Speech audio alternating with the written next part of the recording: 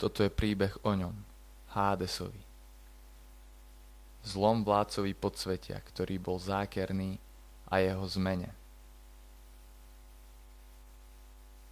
Namyslenosť mu stúpla do hlavy a sláva z neho urobila zlého boha. Ale neskôr bol frustrovaný a už to nezvládal. Doslova ho to ničilo. Až sa rozhodol zmeniť v nasledujúcu osobu. Milú, prívetivú, zábavnú.